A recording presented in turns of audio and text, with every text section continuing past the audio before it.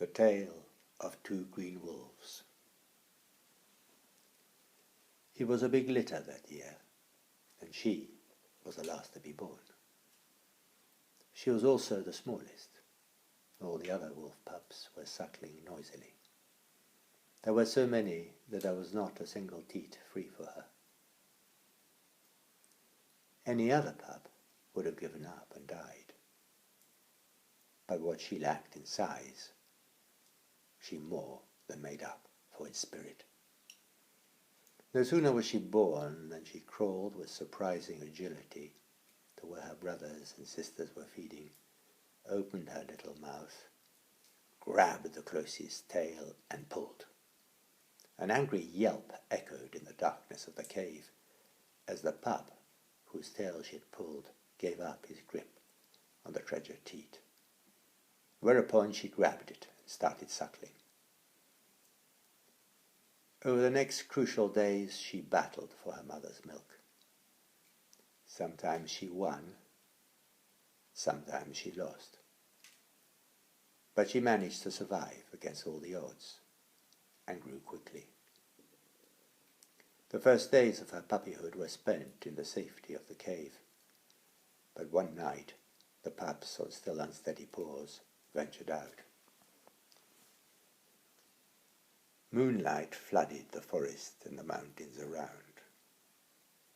The world they saw and smelt was a sea of silver and black, of light and shade, singing with all kinds of scents and sounds, from all sorts of different animals, insects, plants and trees, an exciting and fragrant world.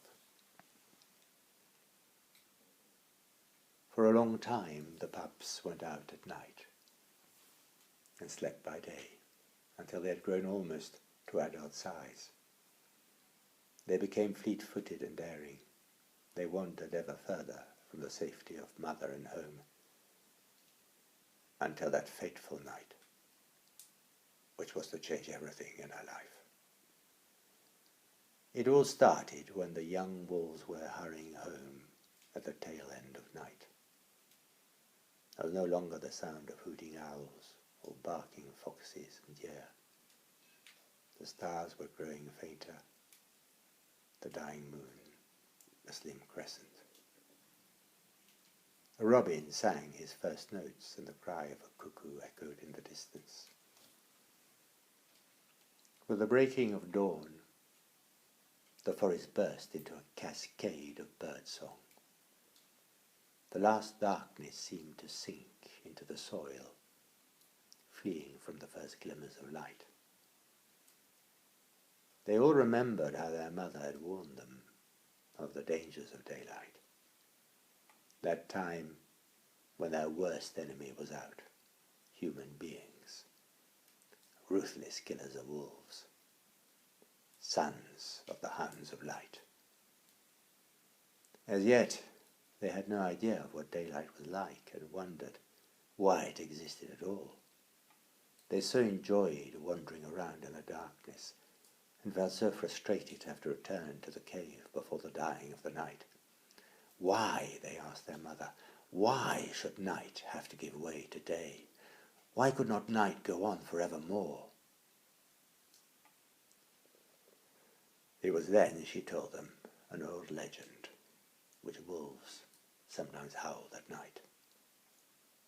In the beginning, she said, the hounds of night had wandered around in the safety of eternal darkness, chasing their prey at will, until the time when from the sky above appeared their enemy, the hounds of light, who at first seemed far faster, far larger, far stronger than the hounds of night.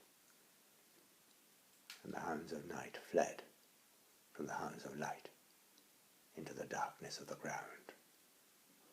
There the hounds of night slept until they awoke, feeling strong and hungry.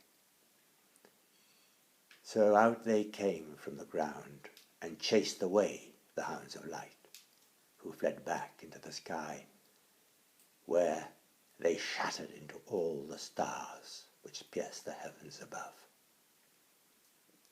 But then, after hours and hours of chasing their prey, and devouring it until their bellies were full, the hounds of night felt tired and heavy, and all the stars changed back into the hounds of light.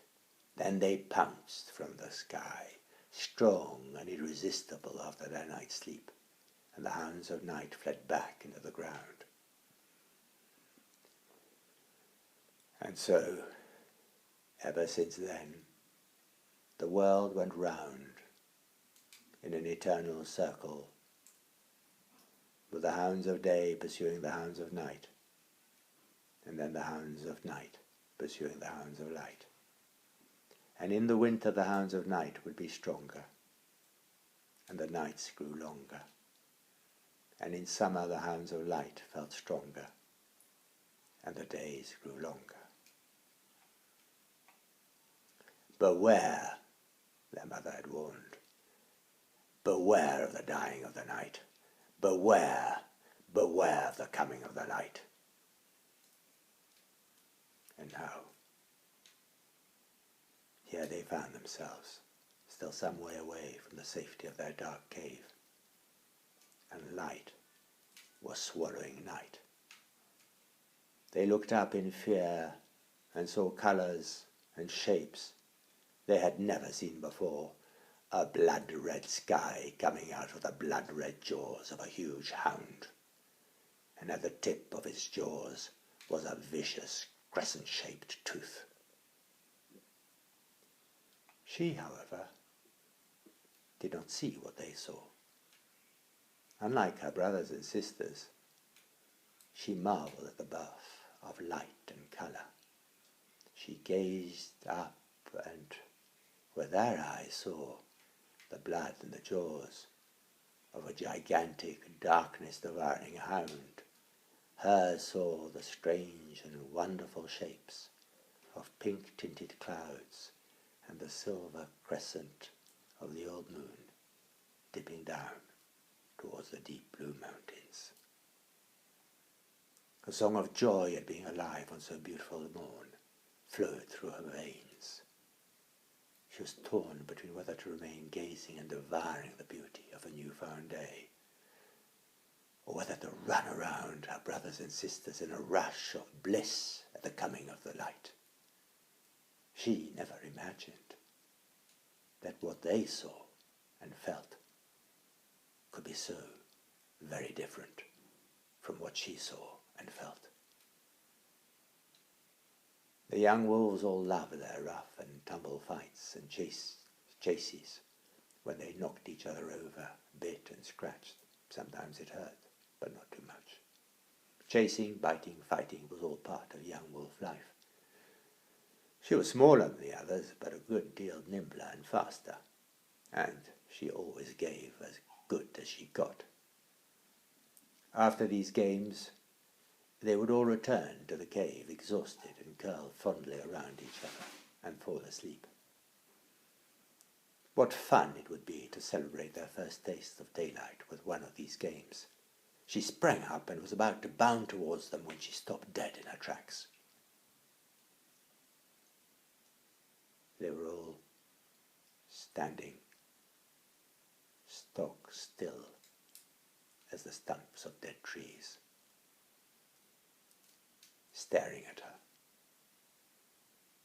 8 pairs of staring eyes, staring as though she were a strange and sinister being. They were staring with a mixture of fear, hatred, and even disgust. Eyes cold and cruel, hackles on their backs bristling. Then the young wolves started snarling at her, their fangs quivering, the light gleaming on their sharp white teeth. It was at this point that the mother wolf, returning from the nighttime hunt, stepped out from the shadow of the trees, holding a dead fawn in her jaws, stopped, dropped her prey, glared at her daughter, and bared her teeth.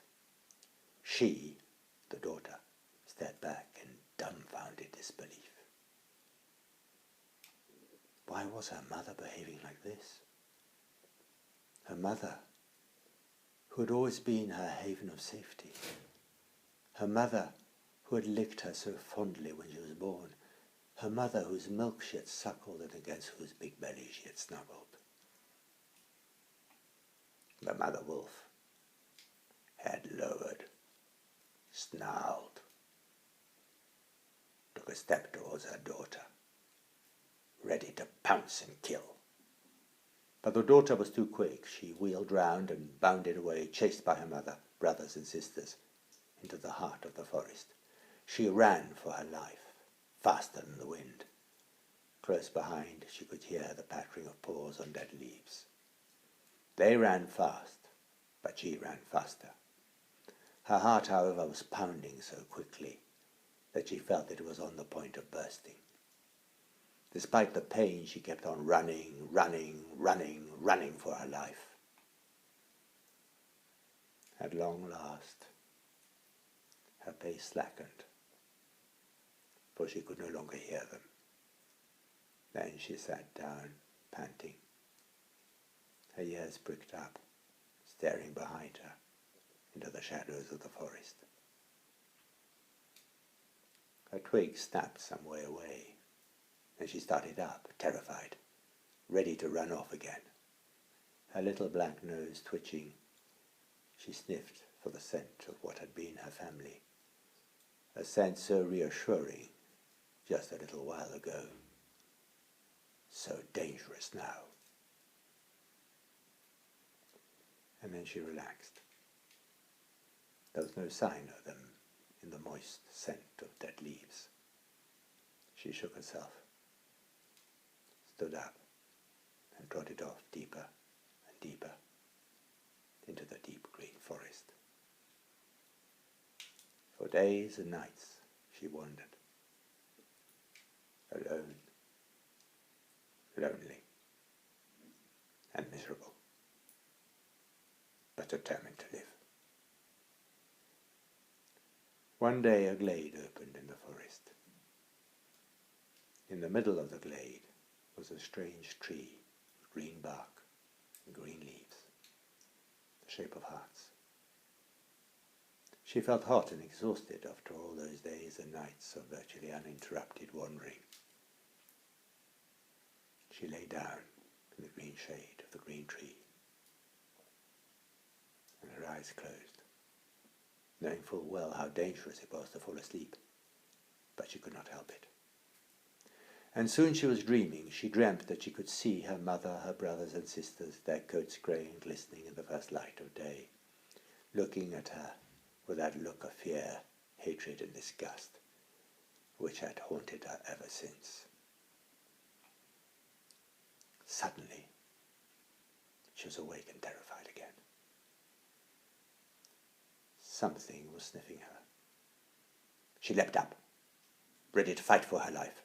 There, just by her, sat a big male wolf. But he was not grey, like her family. He was as green as the green tree. And she felt afraid. Her family was not green. A wolf could not be green. There was something terribly wrong about green wolves. And yet, as she looked at him, she felt that, despite his green colour, she had never seen so fine a wolf before.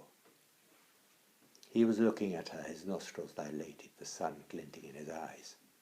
But the look was completely different from that stare with which her family had glared at her. It was a gaze warm, friendly and admiring. Very slowly, he stood up, and even more slowly, so as not to frighten her, he took a cautious step towards her. And the next thing she felt was that he was sniffing her again, and that, despite herself, she was sniffing him. She liked his scent. She liked it very much. Apart from his colour, there was nothing wrong about him. But then she stepped back in alarm, her hackles up. She had looked into his eyes, and in his eyes she had seen the image of a green wolf. How could that be? Suddenly it dawned upon her that it could only be herself reflected in those eyes. She also was green as the green tree, as green as the green wolf in whose eyes she had seen herself for the first time. And then she felt safe, and a strange feeling came over her, which echoed the feeling of joy which she had felt when first she had seen dawn breaking over the world.